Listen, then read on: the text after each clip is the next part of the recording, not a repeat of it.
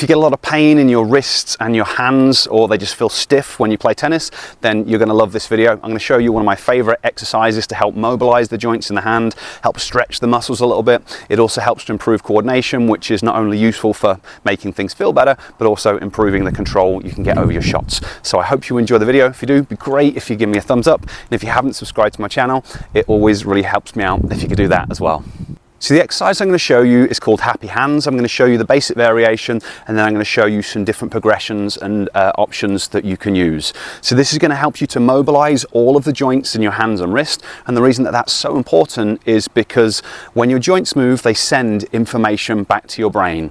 And if they don't move effectively, which can happen a lot of time, you know, there's small joints in here, there's small bones in here that can kind of get jammed and not be moving properly, which prevents them sending information back to the brain, and that can be a major reason that your brain creates pain in your wrist and your hands. So just by making sure they're moving, it can be a really effective way to reduce pain and stiffness. It's also going to help to stretch muscles out. Again, does a similar thing, sends good information back to your brain, so your brain doesn't need to create as much pain, and they both contribute to improving your level of coordination, which lends itself to the shot control. So the basic version, we're going to start like this.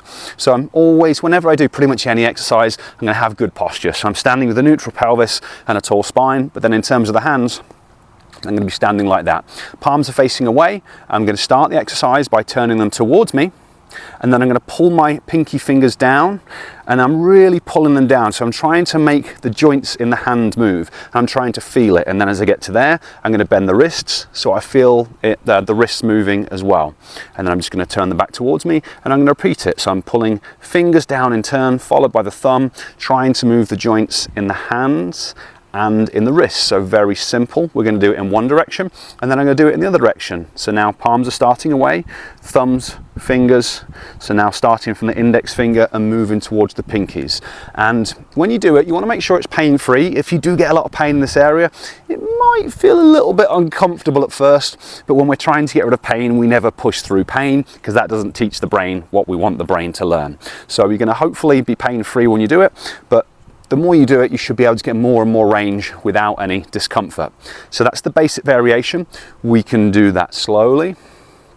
And then we can also build up to working on that more quickly once things are moving, because we want our brain to be able to move our wrists and our hands very quickly without us, you know, needing to protect ourselves with pain. So that's the basic variation, and the way we can adjust speeds. And in terms of advanced variations, we can just test it in different hand positions. Obviously, we need to be able to move our wrists in lots of different positions when we're playing.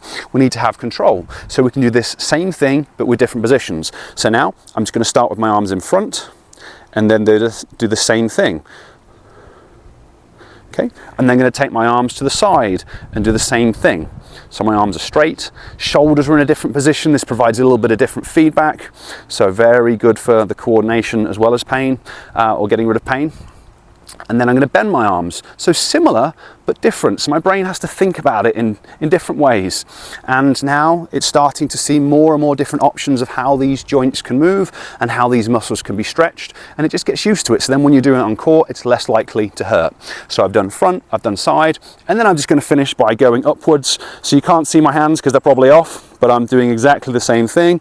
And then I'm going to bend my arms with my arms upwards and do exactly the same thing. So that same happy hands, but we're just moving our arms into different positions, sometimes straight, sometimes bent, to improve the mat. It's a very simple exercise, but really effective. You can use it as part of your warm-up to prepare you before you play. You can use it as part of your cool down to make it less likely that stuff is going to hurt the next day. So lots of different ways that you can use these exercises.